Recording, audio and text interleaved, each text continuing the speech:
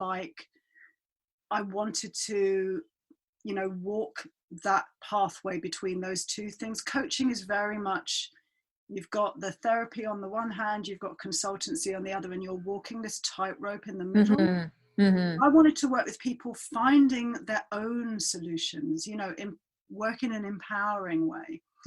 So I quickly pivoted, if you were going to use that 2020 word now, but I quickly decided that with Annie's help, that mentoring and coaching was going to be something that was going to be far more suitable for what I wanted to do. And it's really funny because I look back on that time and I think I didn't really know what I was doing. I didn't really know what the end game was. I didn't understand why I was doing it. It just felt like a logical progression. I didn't understand what my big purpose was. Now I understand, 12 years later, but it took that time. So that's really how I got more into the coaching and mentoring. And to be honest, I've never looked back. And so you are coaching already for 12 years now? Yes. Oh wow, yeah, that is quite some time. Yeah, it is, and I have changed a lot. I've seen a lot. I've held space for a lot of people. So I would say my work is kind of a blend between, I see people one-to-one, obviously. And I also work with partnerships and married couples and, civil partnerships as well. People that are all kinds of people that are running businesses together, because that's a very challenging space to be. And I teach and I run workshops as well as my membership site as well. So, that's kind of all the threads, if you like.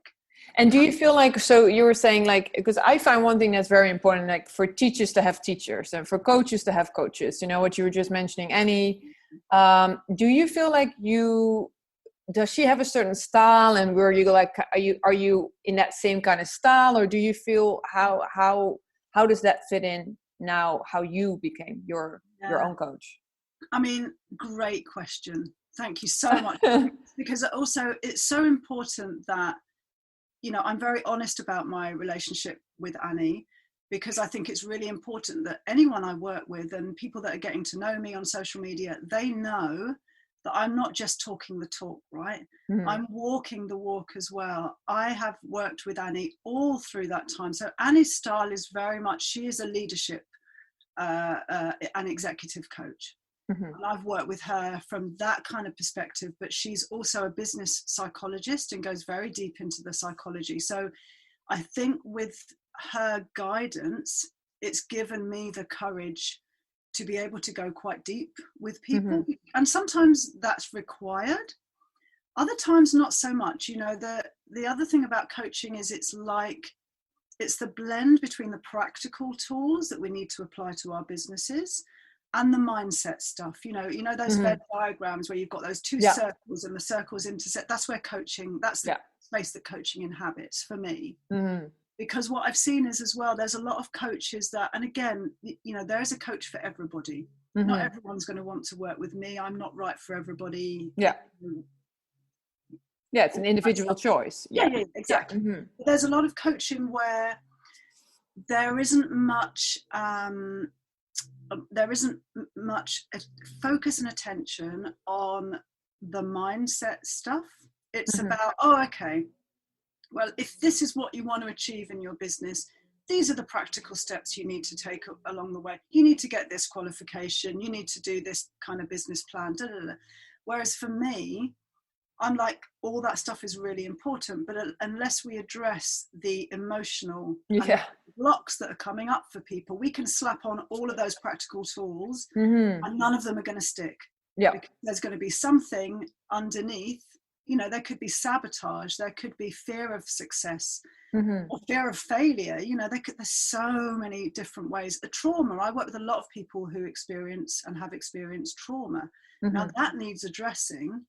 Before people can really show up for their businesses, because it will manifest itself in a number of ways, So again, I don't profess to be a therapist. I'm really honest about that. And I sometimes suggest to people that they have a therapy practice alongside of our coaching work, which is really important and gets really great results. And often people have said to me, it's really interesting because what you're saying is what my therapist is saying. Yeah, because I'm sure you are on the same path, but you need that kind of, also professional guidance, of course. Because just to quickly interrupt you, when you say that trauma needs to be addressed, do you feel you can address it, or do you say this should be addressed by an actual trained therapist? Well, again, it really depends on where someone is at in that journey, because for a lot of people, they haven't even acknowledged that there's trauma. So for example, I worked with someone a few years ago, going back a few years now, and when I got into the story, when this person started sharing their story, I knew that there was even, post-traumatic stress disorder. I could see that there was something going on, because nothing was sticking in the work that we were doing. And at that point, I then was able, again, once I got to know someone and establish that rapport, and they knew that they were in a safe place, because I'm very conscious about the way I make that a safe container for someone, that everything is welcome to the session. We're not just there to talk purely about the nuts and bolts of their business. But at that point, I was able to say, from what you're describing, it sounds like there is some work to be unraveled here.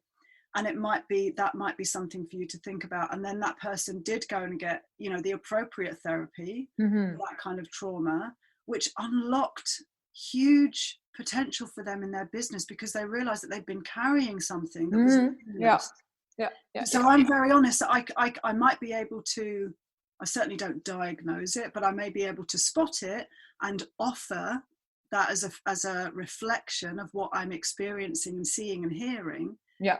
But of course, then it's up to the individual what they choose to do with that. And there's certainly, there's lots of different ways of dealing with trauma. But if we don't acknowledge it first and understand how it's showing up in our businesses, it's going to just keep coming back and manifesting in various different ways. So because I think, and I wonder how you see this, because I my best friend is a trained psychologist, and we speak about it a lot, because I also have a coach myself, and I really enjoyed our sessions, and I read her books a lot, and she's helped me a lot. And I definitely, like you, feel like I've already mentored and coached people, but there was definitely a time where I was really going on to the life coaching path myself, and I wanted to really, but I kind of chose, in a certain stage I was like, no, I choose to, and now I'm focused more on the food and lifestyle and that kind of stuff. But what I find really interesting, and actually quite scary at the same time, is that thin line between, okay, I'm a coach, but this is more a psychologist, sort of issue. And how do you balance, or how do you navigate in these two worlds? Because I find it that there has been, in my experience, I've seen people do stuff, coaches doing stuff, or these sort of like, look at me, I'm a life coach, taking extremely irresponsible decisions with people. I mean, so in that sense, I feel like, how is that for you? Like, because you must be in these situations sometimes. I mean, you've been doing it for a while now. So I mean, again, that's an amazing question to answer. And what I would say is, what I love about my work is, from what we were saying right at the beginning, that our businesses are an opportunity for personal growth.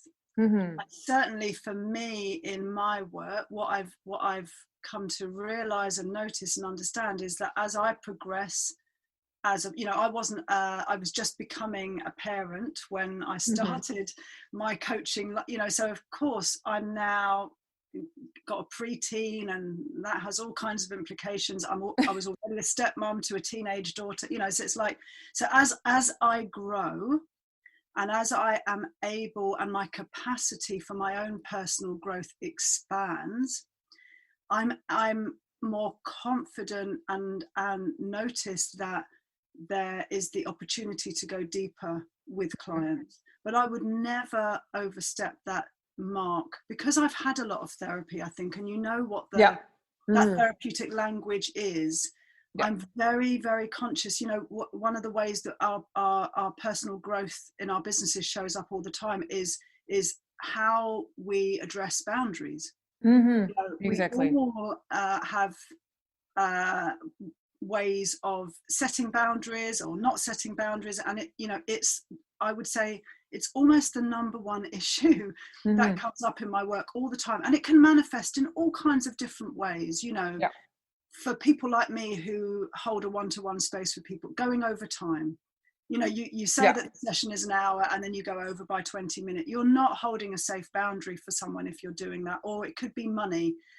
Someone says, how much do you charge? And you'll say this, and then that person will say, oh, that's too expensive. So you go, oh, well, how about, so do you know what I mean? There's all of those ways that lack of boundaries show up. So I'm so conscious of my boundaries. And again, I want you to know, and I want the listeners to know, I've made huge mistakes. I've screwed up majorly. I've failed, and that's why I have a mentor.